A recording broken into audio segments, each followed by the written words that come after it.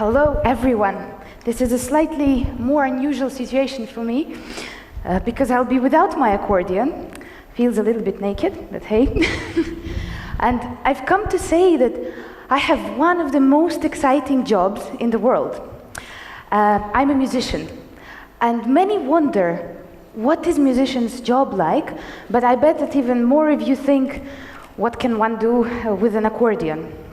Well, accordion is one of the most recognizable instruments in the world, and there are lots of jokes about it.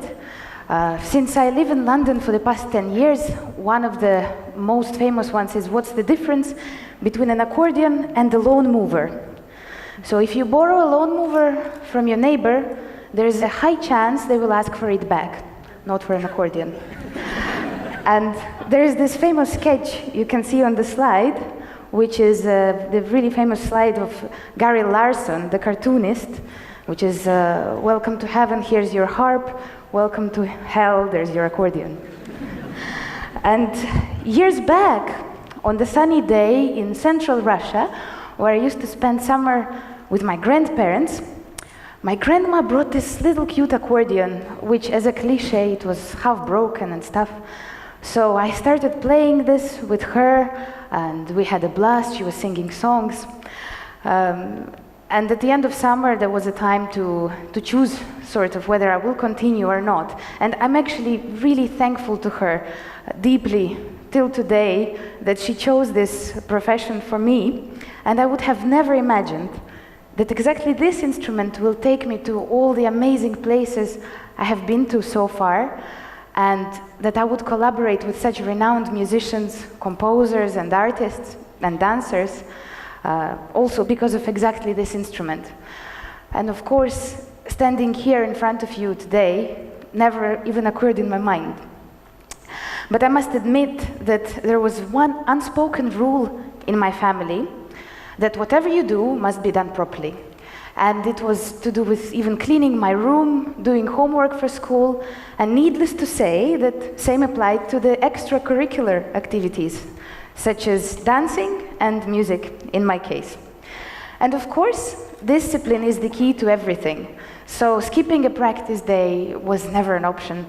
And even for my summer break, in the kindergarten, at school, when I traveled to my grandparents, far, far away in Russia, where it took 3 days by train to get, my accordion was traveling with me. And I loved the studies, actually, and I loved the joy which brought to me the stage and this little adrenaline and the kick. So upon the graduation from the music school, I already knew that this is exactly what I want to do in my life. But since none of my family members ever chose music as their profession, my choice has raised questions which was inevitable. How will I live and how will I survive from that? And of course, as you understand, maybe since the very beginning of my story, my parents, my family and friends were very supportive of what I do. So their support and my patience together brought me this lucky chance of going to study to London at one of the most prestigious and respected schools in the world, which is the Royal Academy of Music. And this lucky chance, exactly, in my view, is the opportunity which could have been easily missed because of a few obstacles and difficulties on the way. The simple ones, and just to name a few, was my young age and the difficulty of paying the fees and living in such an expensive city. But instead, I took a risk of abandoning my last 3 school years, and half a year before going to London, I started studying only music and everything which is related to the subject, but now every day and the whole day. So obviously this opportunity does not come just by itself, and you need to invest a lot of work into it. Therefore, people often ask, what is my motivation? And especially, what was my motivation when I was 6 years old, and if anything has changed now? But I can say that you can connect it to any profession in the world.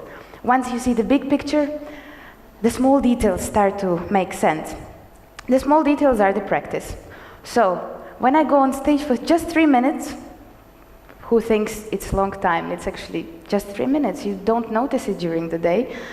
But I need to practice hours and hours doing these technical runs and go through the passages over and over again to achieve this freedom for my musical thoughts. And of course, I needed a bit of a kick sometimes. And when I was very small, I still remember this little blue clock on the table by my music stand.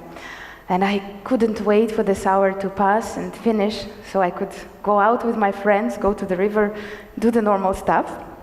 But my teacher has always encouraged me, saying that, 3 minutes on the bench with a boyfriend pass much faster than 3 minutes on this frying pan, which is the stage.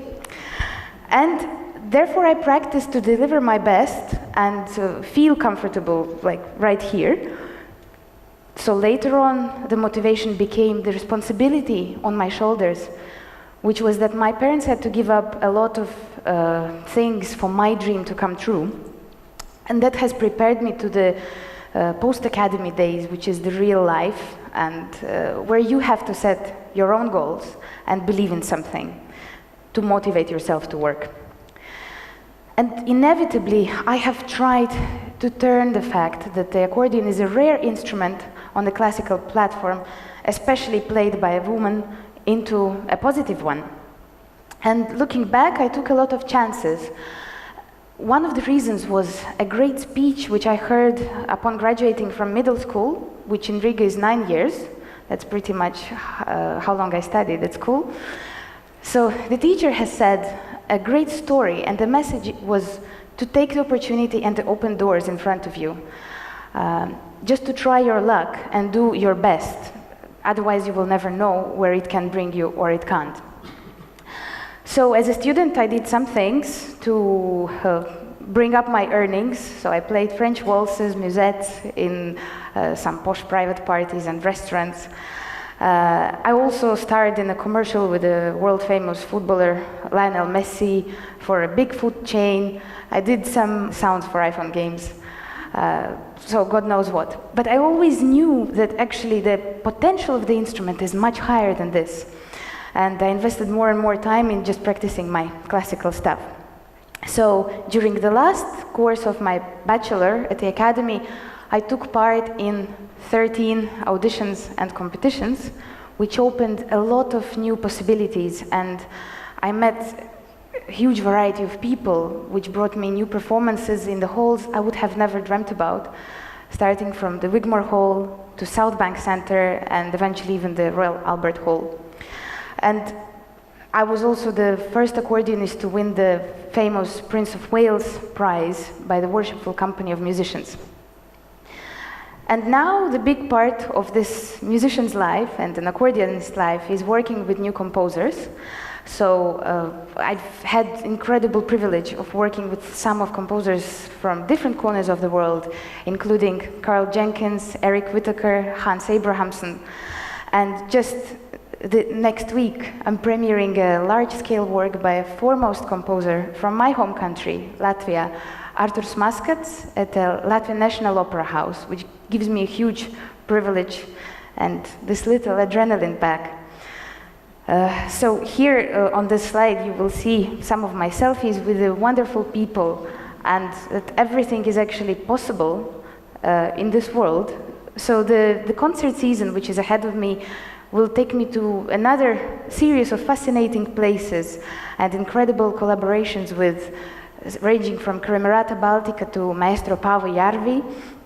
And I cannot wait to experience these wonderful opportunities and also take risks to broaden these opportunities, not only for myself and the instrument, but hopefully for many musicians who will choose accordion as their first instrument. So now I think is the time for those 3 minutes on this frying pan. And I can't wait to perform for you an original work by Piotr Londonov, which is called Scherzo Toccata. Thank you.